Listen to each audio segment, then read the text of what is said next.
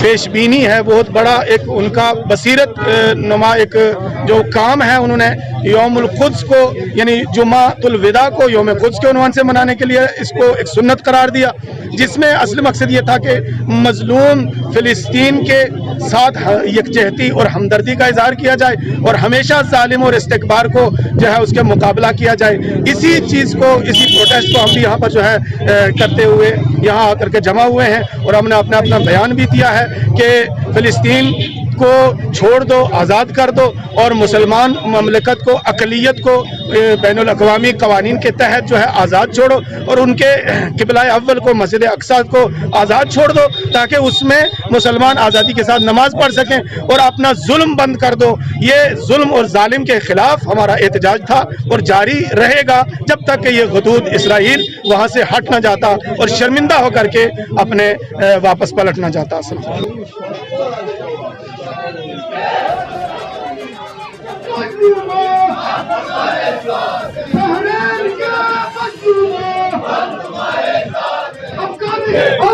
تیری عظمت کی قسم آزاد تجھے کروائیں گے، یہ اہل حرم کا وعدہ ہے، آزاد تجھے کروائیں گے، یہ اہل حرم کا وعدہ ہے، آزاد تجھے کروائیں گے، ہم کچھ کریں مینارے پر محبت کا علم لہرائیں گے، آزاد تجھے کروائیں گے، آزاد تجھے کروائیں گے، یہ رسول اللہ کا وعدہ ہے، آزاد تجھے کروائیں گے، یہ خامنہی کا وعدہ ہے، آزاد تجھے کروائیں گے، یہ خامنہی کا وعدہ ہے، آزاد تجھے کروائیں گے، یہ حزب اللہ کا وعدہ ہے، آزاد تجھے کروائیں گے، یہ ہم سب کا یہ وعدہ ہے، آزاد تجھے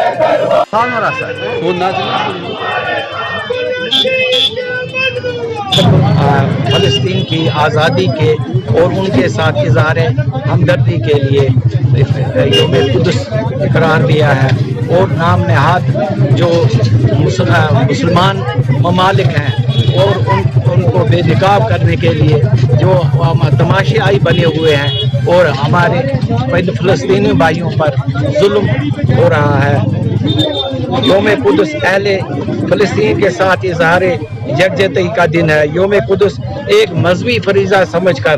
منانے کی ضرورت ہے۔ یوم قدس یہ اخوت کا درس ہے، یہ شجاعت کا پیام ہے۔ فلسطین کے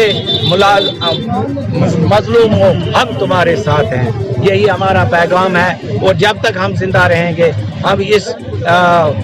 آواز کو بلند کرتے رہیں گے۔ بے باک صحافت کی نڈر آواز JKL ویژن کے YouTube چینل کو سبسکرائب کیجیے اور ساتھ میں دیے گئے بیل آئیکن کو بھی ضرور پریس کیجیے۔